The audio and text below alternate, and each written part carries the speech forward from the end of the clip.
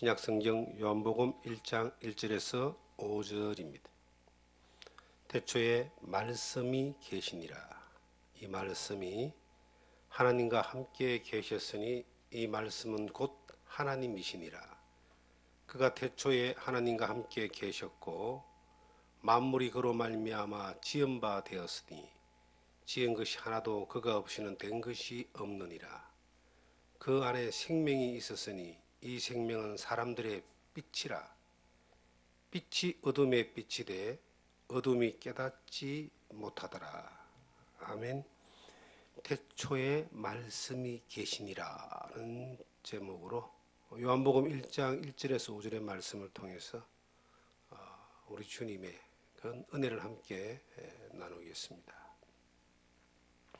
저는 예수를 믿고 성경을 쭉 읽다가 가장 충격적으로 다가왔던 말씀 중에 하나가 요한복음 1장 1절의 말씀입니다. 제가 예수를 믿지 않을 때에 어쩌다가 이 하나님 말씀이 전해지는 그러한 장소에 억지로 끌려가듯이 참석을 해가지고 말씀을 듣는데 충격을 받았던 말씀이 태초에 하나님이 천지를 창조하시니라는 말씀이었습니다. 창조주가 있다라고 하는 거기에 굉장한 충격을 받고 제가 호기심과 그리고 평소에 가졌던 그 막연한 의문에 대해서 뭐 해답이 있을 것 같다는 마음을 가지고 그 집회를 계속 참석하게 되고 말씀을 듣게 되고 결국은 제가 하나님이 살아계신 것을 하나님이 창조인 것이 믿어지게 되었습니다. 그리고 하나님 앞에서 내가 왜 영원한 멸망으로 갈 수밖에 없는 존재인가 하는 사실에 대하여 발견하게 되고 하나님 앞에 회개하게 되고 예수 그리스도를 통해서 내가 죄 사함을 받는 구원함을 받는 하나님의 그 자녀가 되는 그리스도를 영접하는 그러한 일이 이어서 일어나게 되었습니다. 그리고 이제 성경을 보게 되는데 또 한 번 큰 충격이 온 것이 바로 요한복음 1장 1절입니다. 태초에 말씀이 계시니라. 그 말씀이 하나님과 함께 계셨으니 그 말씀은 곧 하나님이다 하는 말씀에 상당한 또 충격이 왔습니다. 하나님이 천지 모든 만물을 지으실 때 말씀으로 지었다. 그리고 그 천지 만물을 지으실 때 말씀이신 예수 그리스도가 함께 계셨다. 상당히 어려운 내용입니다만 충격적으로 이렇게 다가왔습니다. 저는 예수 믿고 난 이후에 가장 많이 본 성경이 이제 건별로 짜기면은 요한복음을 가장 많이 본 것 같아요. 그리고 신앙생활을 시작하는 분이나 예수를 처음 믿은 분들에게 요한복음을 좀 많이 읽어라라고 권합니다.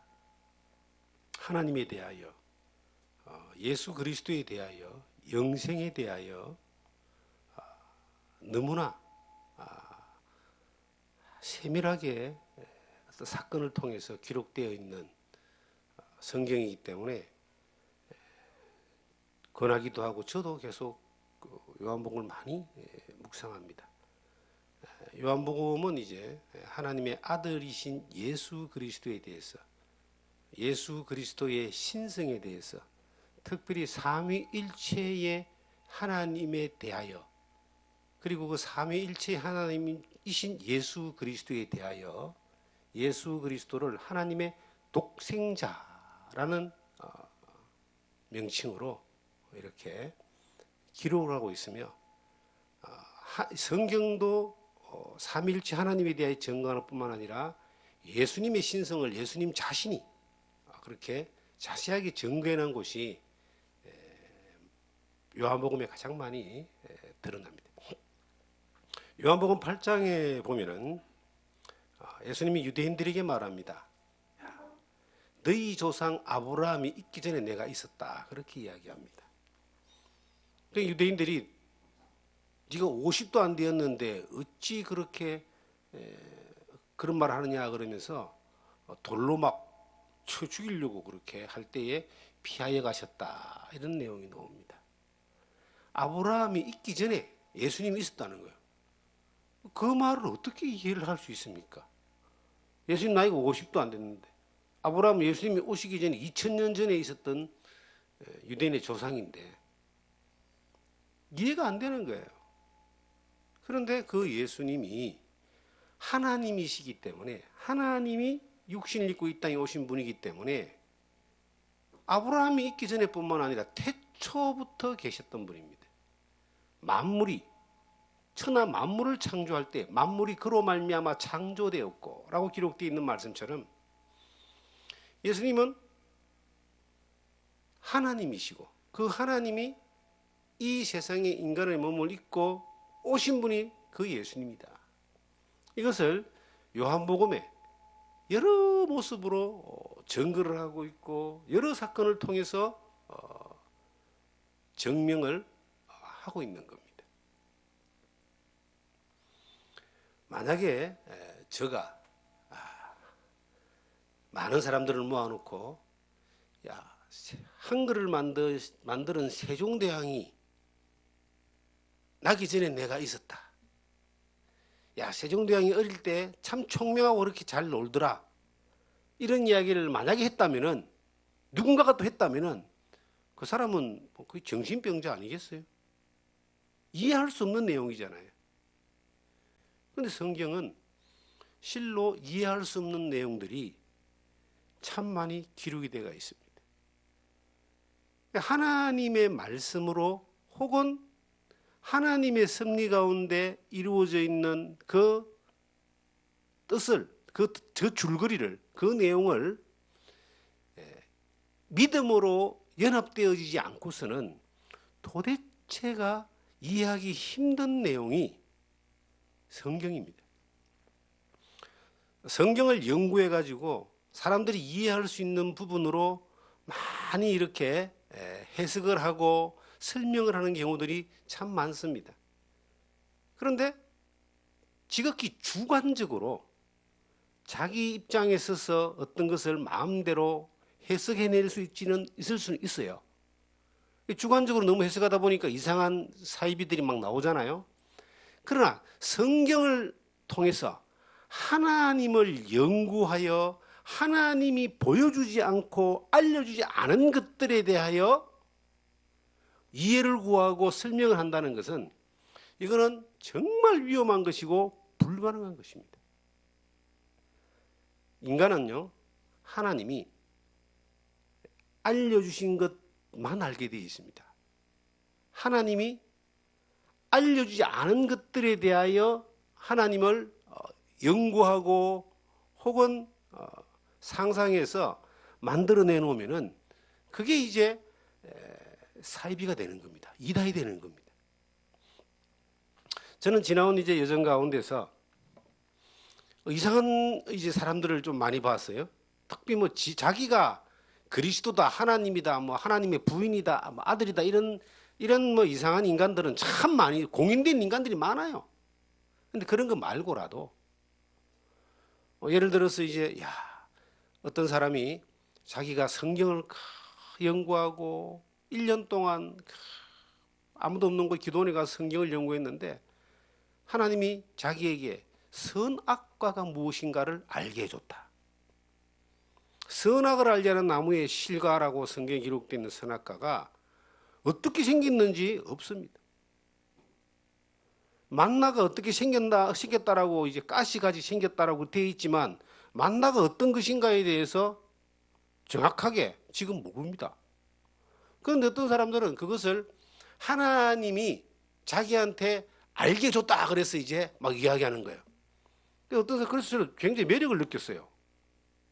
그래서 성경 모른가 하고 책을 이제 보니까 결국 마지막에 가니까 그게 포도나무다 이래 되는 거예요.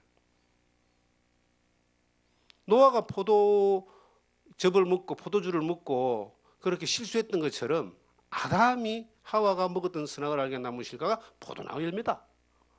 그럴듯하게 이렇게 해놨는데 굉장한 실망을 했습니다. 또 어떤 뭐 큰 이 우리나라 아닌 다른 그 동네의 교파에는 선악을 알게 하는 나무의 실과가 복숭아 나무다. 그래서 복숭아 나무를 먹다가 아담이 목에 걸려가지고 그게 목에 톡고 복숭아 씨 같은 게 튀어나왔다. 그걸 사람들이 믿어요. 근데 그렇게 하나님이 보여줬다라고 하는 것들에 대해서 얼마나 이것이 위험하냐. 정말 이것은요, 성경은 진리가 하는 것이 하나도 없습니다. 예 아니면 아니옵니다. 막연한 것이 없고 불확실한 게 없어요. 확실합니다. 창조부터 종말까지. 그런데 거기에 하나님이 알려주지 않은 것들이 있어요. 보여주지 않은 것들이 있어요. 근데 그걸 막 사람들이 막 연구하는 거예요. 자기들에게 맞게끔 각색을 하는 겁니다. 그리고 이렇게 해서 띄워 맞추는 겁니다. 그래가지고 이것이 성경에서 의문시되는 것들에 대한 답이다라고 내놓는 거예요. 그런데 성경에 기록되어 있는 것조차도 엉뚱하게 해석을 해서 사람들을 미혹하는 사람들이 있습니다. 특히 이제 14만 4천, 요한계시록에 나오는 14만 4천. 성경은 그 14만 4천에 대해서 이스라엘 12지파 가운데서 한 지파당 12,000명이다 라고 되어 있습니다. 단 지파가 빠져 있고 요셉의 두 아들까지 포함해서 12지파입니다. 그런데 그렇게 기록되어 있는데도 수많은 이 자의적으로 성경을 해석하는 사람들이 뭐 그것이 뭐 자기 교회에 들어와 있는 성도 뭐 14만 4천 명이라고 하는 사람, 적은 무리 안에 그게 들어오면 이제 뭐 심판이 온다는 사람, 아니면 어떤 뭐 유명한 우리나라의 유명한 요한계시록 강사는 그렇게 이야기하더라고요. 대한민국의 목회자 14만 4천 명이라고 이야기하더라고요. 그건 제가 직접 들은 이야기입니다.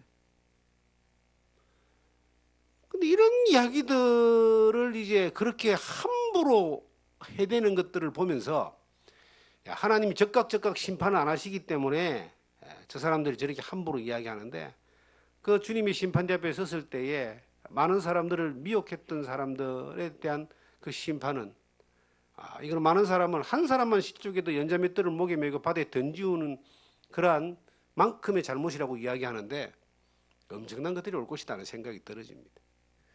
그래서 우리는 성경에 대해서, 하나님에 대해서 어떤 태도를 가져야 되느냐 하면은 하나님이 보여주지 않은 것에 대해서, 기록하지 않은 것에 대해서, 알게 하지 않은 것에 대해서는 호기심은 있다 할지라도 보여줄 때까지, 하나님의 나라가 임하여 보여줄 때까지 기다려야 된다.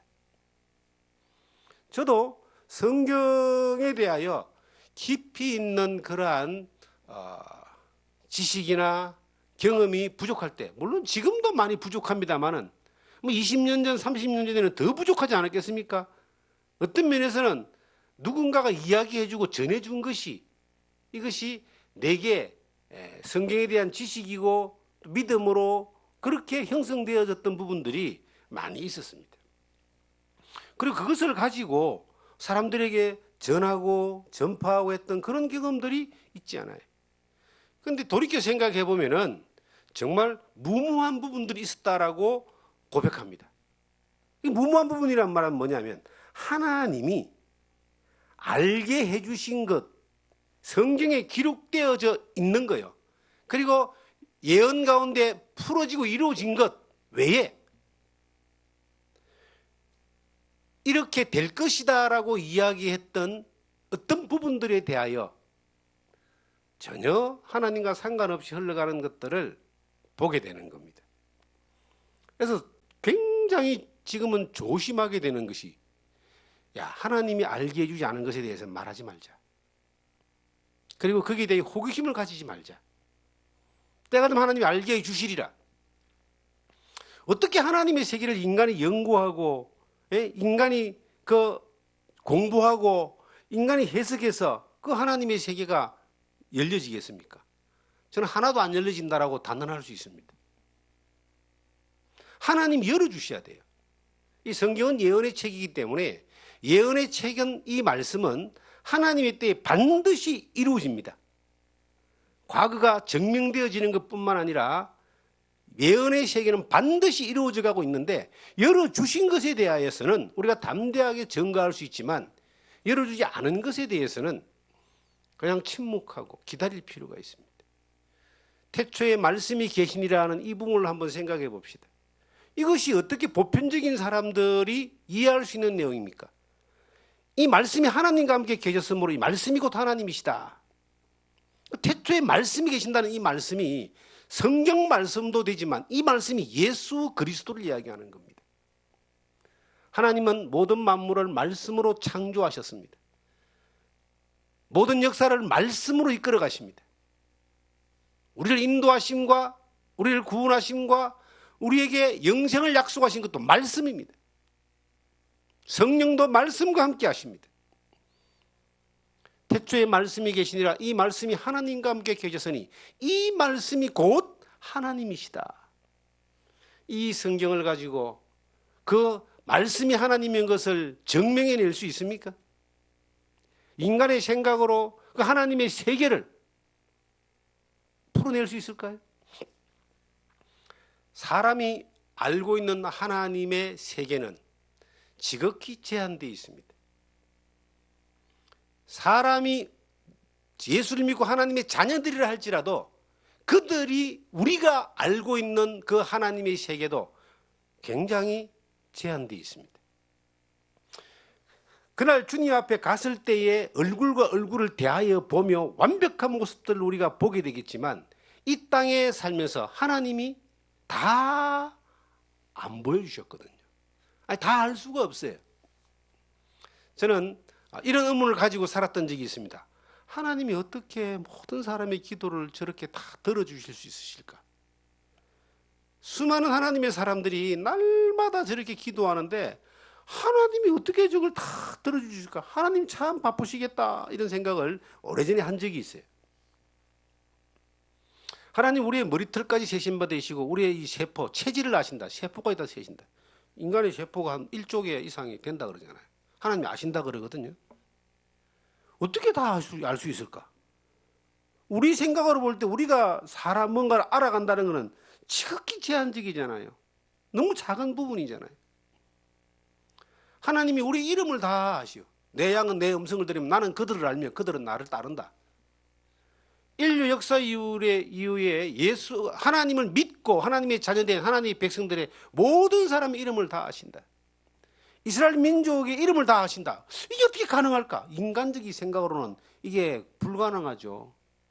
그런데 하나님이 어떤 분이냐? 전능하신 분입니다. 이사야서 40장에 보시면은 하늘의 만상을 해야 할 수 있느냐? 하나님 다 그 이름을 부르신다고 기록되어 있어요. 이 하늘의 우주의 별들의 이름을 하나님이 다 부르신다고 기록되어 있다는 거예요. 지구 인구 해봐야 뭐 60억 정도 됩니까 지금? 100억도 안 되죠. 우리가 속해 있는 이 은하계, 이 은하계가 별이 1000억 개가 있답니다. 이 1000억 개가 있는 이 별이 있는 은하계가 1000억 개 이상 있는 게 우주라 그러는 거예요. 이게 숫자로 해결이 안 돼요. 1000억 곱하기 또 1000억을 계산해 보면은 또 그것도 정확하지 않습니다. 그 이상일 수 있다. 그 별들을 전부 다 하나님 다 불렀다. 하나도 빠진 것이 없다고 성경 기록되어 있어요. 하나도 빠진 것이 없느니라. 우리 몸에 1조 개 이상 있는 세포도 하나님이 다 알고 계시는데 100억도 안 되는 인생들의 모든 이름을 하나님이 다 알고 계십니다. 특별히 하나님의 자녀들의 그 숨소리마저도 하나님이 눈동자처럼 지키신다고 기록했는데 하나님은 가능한 거예요. 그렇게 하고 계시잖아요.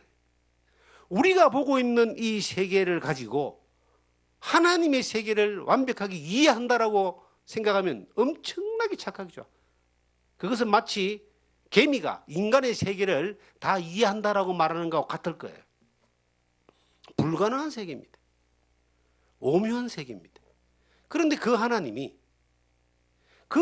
우리에게 사랑이신 그 하나님이 예수 그리스도를 만나게 하고 죄의 끝을 맺고 하나님의 자녀의 삶의 시작, 새로운 피조물의 시작을 살게 하시고 하나님의 자녀로 지금까지 살아오게 하신 것을 생각하면은 이건 기적이고 하나님의 은혜다. 사람이 자기가 잘해가지고 뭔가 이루고 성공하고 뭔가 지금 이 자리에 와 있다라고 생각하는 사람들이 이 세상 모든 사람들입니다. 그런데 하나님의 섭리를 알고 하나님의 능력을 경험하고 하나님의 은혜 가운데 사는 사람들은 절대 그렇게 말할 수 없습니다. 잘한 것도 있겠지만 그거 0.1밖에 안 되고 99.9는 하나님의 은혜고 그저 내가 잘한 0.1은 그 하나님의 품에 이렇게 붙어 있고 하나님 인도한 가운데 있고 하나님의 그 손길 가운데 붙들려 있는 거 그거 하나 잘한 것이지 이게 다 하나님의 은혜구나라고 하는 것을 고백하게 되는 거예요.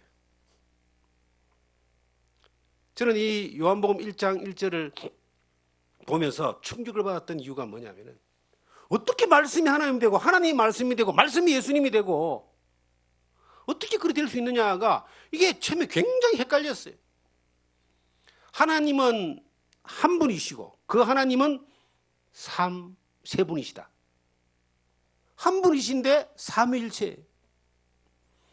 예수 그리스도가 하나님이신데 이 세상에 오셨어요. 참빛 곧 세상에 와서 각 사람에게 비치는 빛이 있었나니 그 예수님 빛이라 그럽니다. 빛이 오기 전에는 전부 다 어둠이었어요. 예수를 믿는 많은 사람들도 헷갈리는 부분이 뭐냐면은 어떻게 하나님이 믿는 사람은 다 구원하시고 안 믿는 사람은 지옥 보내느냐. 인간의 생각에는 어떻게 하나님이 믿는 사람 안 믿는 사람을 다 구분할 수 있냐는 거예요. 하나님은 정확하게 구분합니다.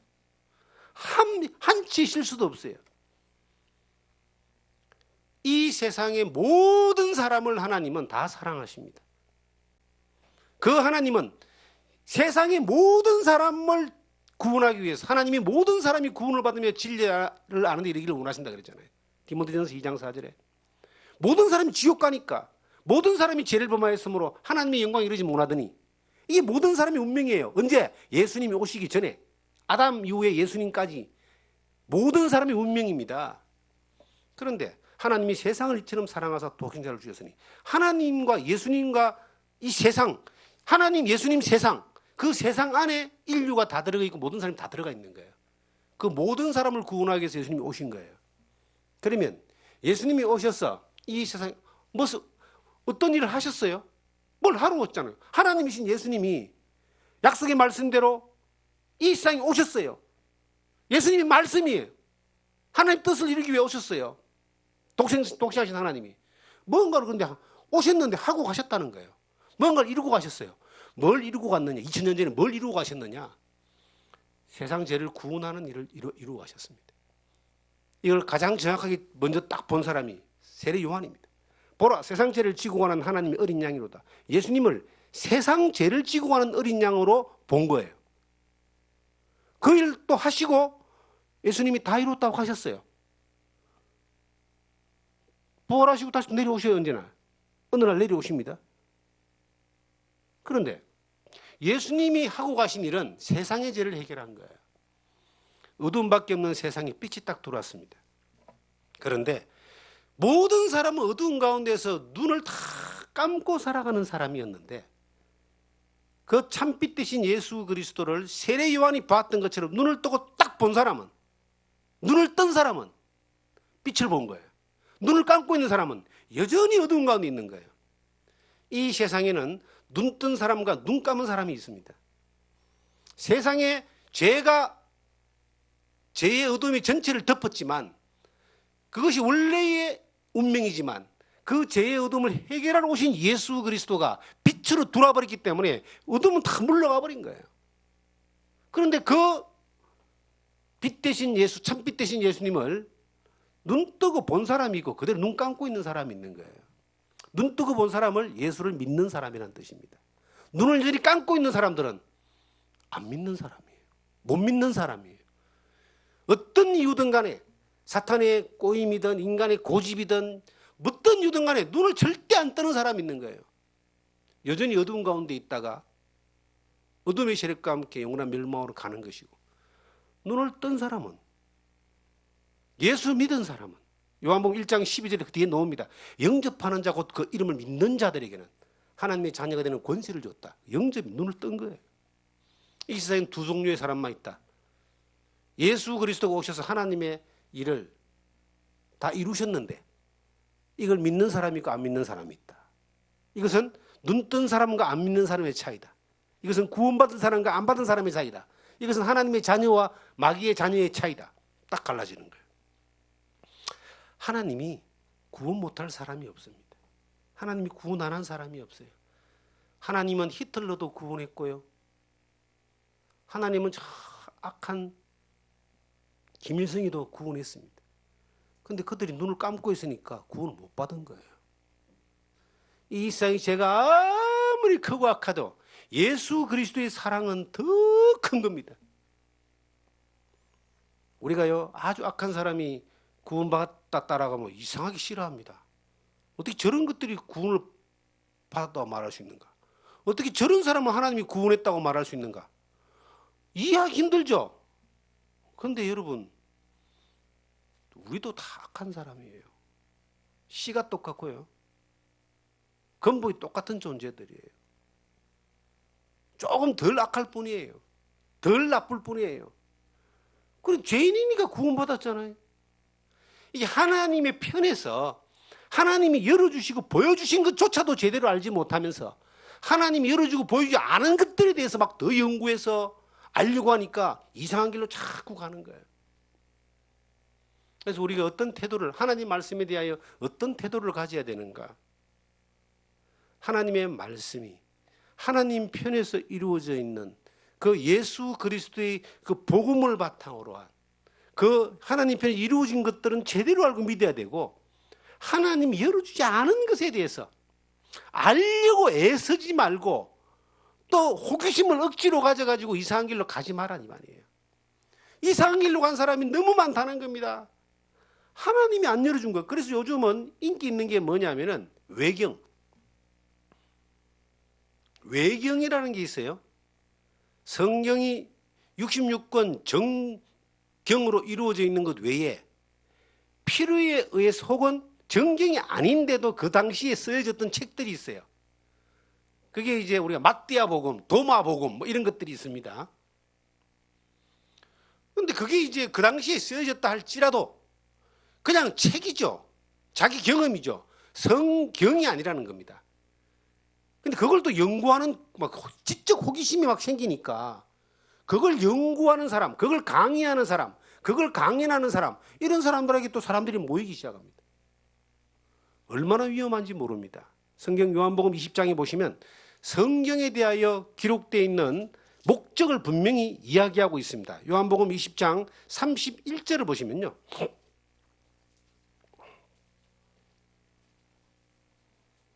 (31절을) 찾겠습니다. 오직 이것을 기록함은 너희로 예수께서 하나님의 아들 그리스도이심을 믿게 하려 함이요 또 너희로 믿고 그 이름을 힘입어 생명을 얻게 하려 함이라. 이 성경을 기록한 목적에 대해서 성경은 말합니다. 물론 요한복음을 기록한 목적이라고 말할 수 있지만 성경 전체를 전체적으로 기록한 목적도 동일합니다. 성경에 기록된 목적이 뭔가? 예수 그리스도가 하나님의 아들이시다. 예수 그리스도 하나님이시다는 겁니다. 삼위일체 하나님이시다. 예수 그리스도가 하나님이시다는 것을 증거하는 것이 성경입니다. 그리고 그 예수 그리스도로 말미암아 생명을 얻게 하는 것이 성경입니다. 이 생명은 영생입니다. 내가 너에게 영생을 주노니 영원히 멸망치 아니할 터이요 또 너희를 내 손에서 빼앗을 자가 없다. 요한복음 10장에 나오는 그 영생, 나를 본 자는 영생을 얻었다라고 했던, 나는 부활이요 생명이라고 했던 그 예수 그리스도, 이것이 성경에 기록된 목적입니다. 이 성경 외에 다른 것들을 막 연구하고 쫓아가고 이 책 보고 저 책 보고, 이 책이 얼마나 많은지 몰라요. 하나님에 대한 상상력이, 하나님에 대한 연구의 책이, 하나님에 대한 그러한 이 논문들이 얼마나 많은지 모릅니다. 그런데요, 우리가 하나님이 알려주지 않은 것들에 대한 상상력은 접어야 됩니다. 하나님이 보여주신 것에 대해서, 열어주신 것에 대해서 그것도 제대로 모르는데, 그것도 제대로 못 믿는데, 보여주지 않고 열어주지 않은 것에 대한 상상력을 가지고 사람의 말들에 미혹되어 가지고 쫓아가다 보면은 요즘 말하는 이상한, 요즘 참 이상한, 근데 이상한 사람들이 참 그 세력도 커요. 근데 그들이 말하는 하나님이 죽으면 하나님 대타가 또 나온다는 거죠. 이상한 말들은 계속 만들어 나가는데 왜 사람들이 속느냐? 거기에 악한 영의 지배를 받기 때문에, 이 악한 영이 어둠 가운데 지배를 받으면은 빛을 보지 못하는 한 거기서 빠져나올 수가 없는 겁니다. 계속 거기에 이제 빠져가는 거예요. 의심마저도 전부 다 뭉개버리고 그곳을 향해서 잘못된 가르침들에 대하여 계속 거기에 묻혀가고 젖어가고 내려가는 겁니다. 요한복음 1장 1절에서 이렇게 5절을 보시면, 그가 2절에 보시면 그가 태초에 하나님과 함께 계셨고 만물이 그로 말미암아 지은 바 되었을 때 지은 것이 하나도 그가 없이는 된 것이 없느니라. 이 모든 만물을 예수님이 만들었다. 하나님이 만드셨는데 예수님도 함께 계셨다는 거예요. 성경의 창세기 1장에 보시면 우리가라는 다 우리가 하나님에 대하여 복수를 씁니다. 하나님은 태초부터 삼위일체입니다. 이 태초란 말은 시간이 시작하기 전, 만물이 시작하기 전, 이때부터 하나님은 세 분이시고 세 분이 한 분이에요. 그런데 이 삼위일체라는 이것이 사람들의 생각과 이 기준으로는 도대체가 이해할 수 없는 그러한 내용입니다. 근데 이 삼위일체는 성경에 말하는 이 요한복음 아까 20장 21절 이하에 나오는 말씀의 핵심입니다. 하나님, 예수가 하나님의 아들이신 것과 그 예수로 말미암아 영생을 얻게 하는 이것은 그가 하나님이실 때 가능한 거예요. 그분이 하나님이신 거예요. 요한복음은 계속해서 예수님이 하나님이다, 그것을 독생하신 하나님이다라고 기록하고 있습니다. 인간의 모습으로 오신 하나님이라는 뜻이에요. 그게 인간으로 태어났지만은, 성령으로 잉태되어서 인간으로 태어났지만 하나님의 신성을 가지고 계신 하나님이시다. 그분이 하나님의 일을 하신 것이 십자가에서 우리 죄를 사해 주신 겁니다. 그리고 부활하신 겁니다. 그분은 다시 오십니다. 그분은 어떤 분이냐? 단순히 우리를 십자가 위에서 피 흘려서 죄를 사해 준 것뿐만 아니라 그분은 태초에 계신 분이고 만물을 창조하신 분입니다. 여러분과 제가 믿는 예수님은 십자가에 피 흘려서 내 죄를 갚아주신 분으로 다가 아니고 그분이 태초부터 계셨던 분이라는 거예요. 만물을 창조하셨다는 분이라는 겁니다. 역사를 주관하신 분입니다. 지금도 살아계십니다. 그래서 히브리서 보시면 예수는 어제나 오늘이나 영원토록 동일하시다 이렇게 기록하고 있습니다. 어제는 태초 이전부터 지금까지, 오늘은 우리가 살고 있는 현재 혹은 성경에 기록되는 역사 가운데 있는 그 시점, 그리고 영원토록 영원한 하나님의 나라에까지 그분은 동일하시다, 살아계신다. 가끔 이런 사람들이 있습니다. 우리나라에도 그런 사람이 많은데 자기가 예수다 하는 사람들이 있어요. 어떻게 예수가 됐냐 하면은 예수의 영이 지한테 왔다 그래. 그럼 100% 이제 사기인데요. 예수의 영, 성령은 예수를 믿는 사람 안에 들어옵니다. 그 영으로 말미암아 예수의 영이 들어와 있는 사람들이 성령이 들어온 사람들이고, 성령으로 말미암아 예수를 믿은 사람들이 하나님의 자녀된 사람들이에요. 그런데 그 예수의 영이 자기한테 들어와 자기 예수라 하는 사람은 뭐 다 사기꾼이라고 보면 됩니다. 그런 사람들 우리나라에 굉장히 많아요. 그 사람들이 그것도 속아요, 이상하게. 사람들보다 조금 더 나은 부분이 있겠죠. 뭐 잘생기거나 말을 잘하거나 뭐 가끔 사기를 쳐가지고 병자 뭐 기적을 일으키거나, 아니면 또 뭐 사람보다 조금 뛰어난 뭔가가 있는 사람들이 막 사람들이 몰려가는 거예요. 거기가 뭐 길이 있는가 싶었어. 얼마나 이것이 무모한지 모릅니다. 우리가 가게 가서 물건을 사가지고 잘못 삽니다. 요즘 인터넷 쇼핑을 많이 하니까 인터넷으로 쇼핑을 할 때 뭐 2,000원짜리, 5,000원짜리, 만원짜리 해가 잘못 샀어요. 아유, 그러니까 뭐 반품하기도 귀찮고 또 그냥 잘못 샀지만은 이것 때문에 그냥 다투기도 싫고 하니까 그냥 잘못 산 거 그냥 묻어놓고 버리는 경우들이 가끔 있습니다. 저도 그런 경우들이 있어요. 안 그러면 또 다른 데 쓰지 하고 참습니다. 물건 잘못 사는 거야 뭐 돈 조금 손해보면 되잖아요. 그런데 믿음에 대한 영원한 믿음에 대해 잘못 선택하면은 이게 어떤 결과가 오느냐? 영원한 지옥입니다. 영원한 형벌입니다. 인생을 살면서 우리는 영혼을 준비해서 사는 사람들이에요.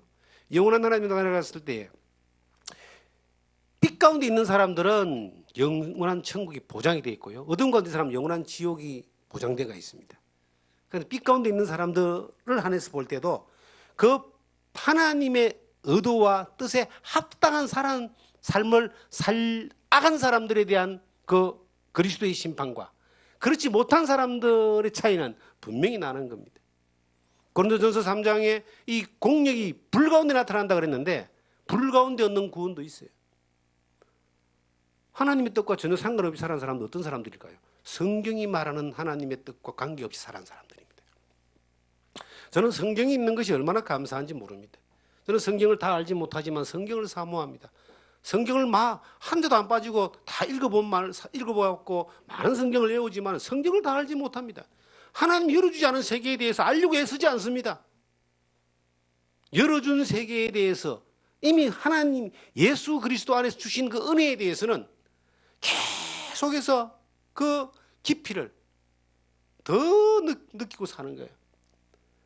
우리가 하나님의 자녀된 기쁨이 그 관계가 한 분으로 이루어졌지만 그 관계, 하나님의 자녀된 관계, 예수님이 주님 된 그 관계, 십자가의 그 사랑의 그 은혜가 갈수록 기쁨은 더 커져가는 거예요.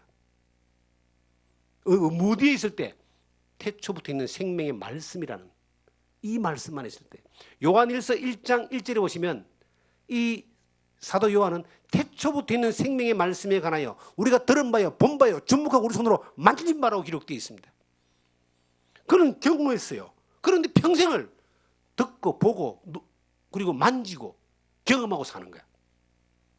우리가 과거에 예수를 믿고 그 과거에 믿은 예수만 믿고 생각하고 추억하며 사는 것이 아니라 과거에 믿었던 그 예수를 오늘날 내가 출발 지점에 있었던 그 예수를 살아가는 모든 삶 가운데 눈으로 보고 손으로 만지고 귀로 듣고 경험하며 사는 겁니다. 그래서 이 말씀을 가까이 하고 말씀을 묵상하고 말씀을 또 외우거나 또 말씀을 찬양할 때에 우리 안에 뭐가 오느냐 하면은 그 예수 그리스도의 사랑이 경험되어 있는 치가 자꾸 높아지는 거예요. 저는 부모 자식 지간의 사이를 한번 생각해 봅니다. 저도 아이들이 다 커서 이제 바깥으로 나갔잖아요. 나가고 나니까 잘 볼 수도 없고 할 이야기도 별로 없고 그런 거예요. 그런데 아주 어린 때에 기러기 가족이 돼가지고 자녀들을 뭐 캐나다나 미국으로 이민을 보내고요. 그 성장하는 시간에 20년 정도를 그 아버지와 자식과의 관계만 가지고 헤어져서 거의 뭐 1년에 한 번도 보기 힘든 그런 삶을 살다가 다 큰 어른이 돼서 만나잖아요. 그 엄마가 그런다 그러잖아요. 아버지를 만나면 일부러라도 친한 척하고 그냥 고마운 척하고 그렇게 해라 그래. 왜? 안 되는 거예요. 만났던 시간이 없으니까. 공감된 시간이 없으니까. 그래서 애 잘 훌륭한 사람을 키워놓고 가정은 뭐 이렇게 흩어지는 그런 경우들이 많이 있다는 거예요.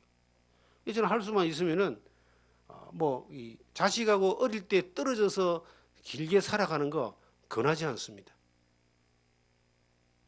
부모하고 같이 있었던 시간이 많이 있는 공감이 많은 사람일수록 나이가 들어서도 그 관계가 유지가 됩니다. 우리나라의 이제 노래들을 보면은 아버지에 대한 노래는 별로 없어요. 엄마에 대한, 어머니에 대한 노래는 굉장히 애잔하고 많아요. 그리고 이제 어느 집이든 보면은 아이들이 성장하고 나면요, 엄마하고는 유대가 굉장히 오래 가는데 남자 아버지는 거의 개밥에 도토리 비슷하게 이렇게 거철 도는 경우들이 많아요. 대부분 집안들이. 왜 그런가를 저는 생각해 봤어요. 그래서 나는 안 그래야 되겠다 하는 생각을 저는 한 적이 있어요. 그 이유가 뭐냐고 한번 생각해 보니까 그게 유대감입니다. 어릴 때부터 아이들을 엄마가 뱃속에서부터 가지고 있다가 태어나서 그 유아기 때에 젖을 먹이거나 이제 그 양육을 하면서 계속 긴 시간 유대를 가지잖아요. 그리고 성장하면서도 계속해서 밥을 챙겨주고 학교를 챙겨주고 옷을 챙겨주고 잔소리도 많이 하지만 유대감이 계속 이어져 가기 때문에 이게 체질에 녹아있는 그 엄마와의 유대감이 나이가 들어서 성장하고 난 뒤에도 그게 그대로 이어져 가는 거예요. 근데 아버지들은 그렇지 않잖아요. 거의 같이 있는 시간도 없고 돈 벌러 나가야 되니까 고생은 사실 더 많이 하는데 나중에 보면은 서먹서먹하고 대화도 안 되고요. 그렇게 지나는 거예요. 저는 그렇게 하면 안 되겠다 하는 생각이 들었었어요. 어느 날. 그 원인을 알았기 때문에 할 수만 있으면 아이들하고 좀 많은 유대감을 가지려고 그 지난 시간들 그렇게 지나왔습니다. 아이들이 성장하고 나니까 덜 서먹해요. 사실은 긴 유대감이 있었기 때문에. 그런데도 떨어져 있으니까 자주 못 만나잖아요. 그런데 오래전에 형성되어 있는 유대감이 이렇게 많은 사람들은 대화가 되잖아요. 여러분, 믿음도 마찬가지입니다. 하나님의 말씀과 더불어서 깊은 유대감이 늘 형성되어져 있는 사람들은 어떤 상황이든 간에 하나님의 말씀에 따라 뜻에 따라 합당한 삶을 살려고 애를 씁니다. 좀 더 깊이 들어가면 그 하나님을 기쁘시게 하고 싶은 마음이 생기는 거예요. 여호와를 경외하라 그러잖아요. 경외하라. 저는 이 구약 성경의 전체를 한마디 딱 뭉쳐서 딱 말한다면은 저는 여호와를 경외하는 거라고 저는 그렇게 나름 이렇게 결론을 내립니다. 하나님 앞에 있으면 하나님의 보호도받고 인도를 받고 하나님이 만들어주시고 약속대로 간다는 거예요. 그런데 하나님 앞에 있지 않는 것이 모든 지약의 근본이라는 겁니다. 모든 잘못의 근본이고 모든 실패의 시작인 겁니다. 신약시대 지금 우리도 마찬가지예요. 하나님과 많이 같이 있었던 경험이 있느냐, 그것은 하나님의 말씀과 가까이 있었던 것이고, 말씀과 가까이 있는 것이 예수 그리스도가 주님 된 삶을 사는 것이고, 하나님의 뜻에 바른 삶을 사는 것이고, 하나님의 이끌림을 받는 삶이다. 하나님은 지금도 우리에게 말씀으로 계십니다.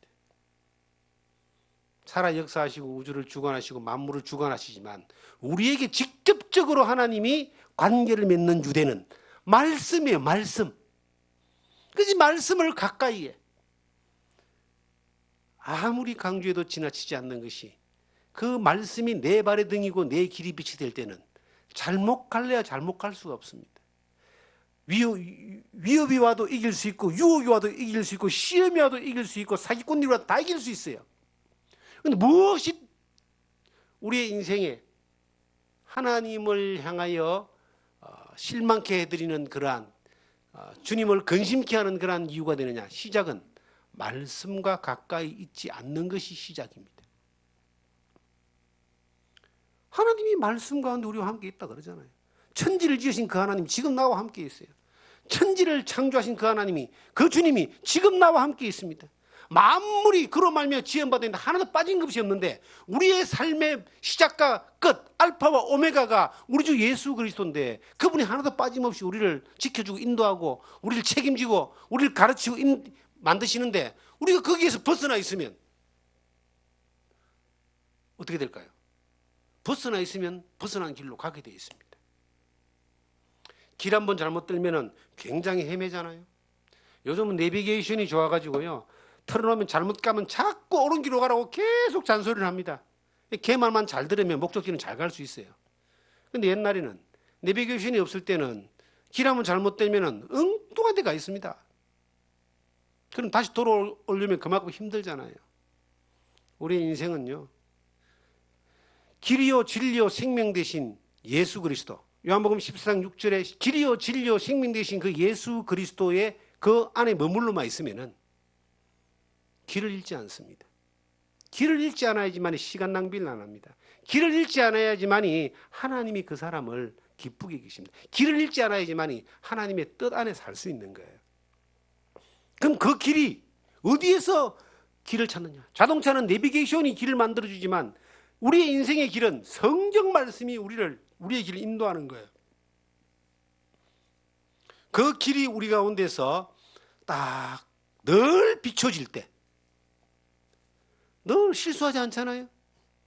어떤 분은 그런 분이 계십니다. 자기가 어디로 여행을 간다 그러면요, 어디를 간다 그러면 미리 며칠 전에 꼼꼼하게 그 모든 걸 다 정리합니다.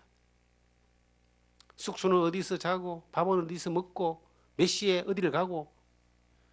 그런 사람들은 적어도 준비하는데 시간은 들어도 가서 헤매거나 실망하거나 슬퍼하지는 않습니다.